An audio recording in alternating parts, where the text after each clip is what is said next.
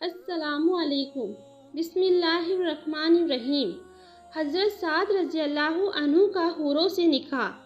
حضرت سعد رضی اللہ عنہ ایک جوان قابل قدر صحابی تھے۔ ان کا واقعہ سیرت کی کتابوں میں عجیب و غریب انداز سے نقل کیا گیا ہے۔ اس مفصل روایت کا خلاصہ ہم آپ کے سامنے پیش کرتے ہیں کہ حضرت سعد رضی اللہ عنہ نہایت کالے اور نہایت بدصورت تھے۔ انہوں نے اپنی شادی کے لیے مدینہ منورہ کے ہر قبیلے میں پیغام پیش کیا اور بڑی کوشش کی، مگر ان کی بدصورتی اور ان کے زیادہ کالے پن ہونے کی وجہ سے کسی نے اپنی لڑکی انہیں دینا پسند نہیں کیا۔ حضرت سعد رضی اللہ عنہ حضور صلی اللہ علیہ وسلم کی خدمت میں آ کر عرض کرتے ہیں، یا رسول اللہ، میرا کالا پن اور بدصورتی مجھے جنت میں داخل ہونے سے روک سکتی ہے؟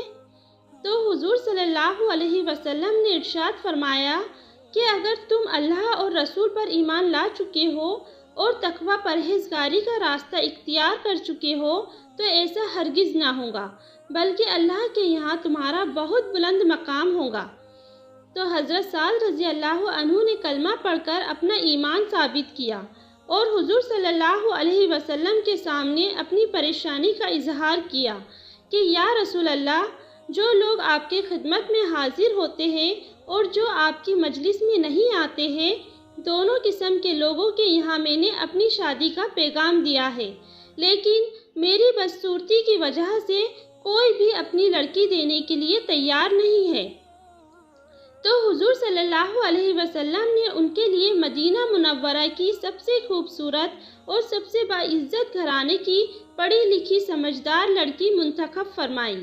حضور صلی اللہ علیہ وسلم نے فرمایا، تم امیر بن وہب رضی اللہ عنہ کے پاس جاؤ، ان کی لڑکی جو سب سے زیادہ خوبصورت، سب سے زیادہ سمجھدار ہے، اس کے ساتھ میں نے تمہارا نکاح کر دیا، اور تم جا کر امیر بن وہب کو میرا پیغام سنا دینا کہ ان کی لڑکی کے ساتھ میں نے تمہارا نکاح کر دیا ہے۔ جب حضرت سعد رضی اللہ عنہ نے لڑکی کے ماں باپ کو اطلاع دی تو ماں باپ نے ان کو قبول کرنے سے انکار کر دیا اور واپس کر دیا۔ جب لڑکی نے یہ منظر دیکھا تو ماں باپ سے کہنے لگی کہ اللہ کی طرف سے تمہارے خلاف وحی نازل نہ ہو جائے، اللہ اور اس کے رسول صلی اللہ علیہ وسلم کے غضب سے بچیے، میں تو اپنے لیے اسے پسند کرتی ہوں جس کو اللہ اور رسول صلی اللہ علیہ وسلم نے پسند فرمایا ہے۔ اس لڑکی کے بھی کمال ایمان کی انتہا ہو گئی کہ اس نے دلوں کو دیکھا، صورت کو نہیں دیکھا، اللہ اور رسول کی خوشی کو دیکھا۔ جب لڑکی کے ماں باپ حضور صلی اللہ علیہ وسلم کی مجلس میں گئے تو حضور صلی اللہ علیہ وسلم نے پوچھا کہ تم نے میرا بھیجا ہوا آدمی واپس کر دیا؟ تو انہوں نے شرمندگی کا اظہار کیا اور توبہ کی اور عرض کیا کہ ہم کو شک ہوا کہ انہوں نے کہیں جھوٹ نہ کہا ہو، ہم تو آپ کے تابع ہیں، ہم ان کو اپنی لڑکی دیتے ہیں۔ چنانچہ ماں باپ نے اپنی چہیتی بیٹی کو حضرت سعد رضی اللہ عنہ کے حوالے کر دیا۔ لڑکی نے ماں باپ سے کہا تھا کہ اللہ اور رسول کا کوئی فیصلہ ہوتا ہے تو اس میں کسی کو اختیار نہیں رہتا، اور لڑکی نے یہ آیت پڑھ کر سنائی، اور کسی مرد مومن اور عورت کے لیے جب اللہ تعالیٰ اور اس کے رسول کوئی فیصلہ کر دے تو ان کو اپنی طرف سے کوئی اختیار نہیں رہتا، اور جو شخص اللہ اور اس کے رسول کی نافرمانی کرے گا وہ کھلی گمراہی میں مبتلا ہو جائے گا۔ اس کے بعد حضرت سعد رضی اللہ عنہ اپنی بیوی کے لیے بازار سے کچھ سامان خریدنے کے لیے تشریف لے گئے۔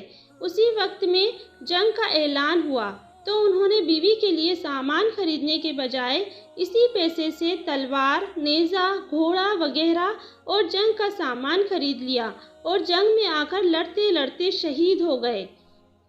تو حضور صلی اللہ علیہ وسلم نے ان کے سر مبارک کو اپنی گود میں لیا اور پھر ان کی تلوار اور گھوڑا وغیرہ ان کی بیوی کے پاس بھیجا۔ ان کے سسرال والوں سے کہلا بھیجا کہ اللہ تعالیٰ نے تمہاری لڑکی سے زیادہ خوبصورت لڑکیوں سے آخرت میں اس کی شادی کر دی ہے، اس لیے کہ اللہ تعالیٰ ظاہری خوبصورتی کو نہیں دیکھتا بلکہ اندرونی سیرت اور قلوب کو دیکھتا ہے۔ اللہ تعالیٰ نے حضرت سعد رضی اللہ عنہ کو اعلیٰ مقام عطا فرمایا ہے۔ ایسے ہی واقعات سننے کے لیے چینل کو سبسکرائب کریں، لائک کریں اور شیئر کریں۔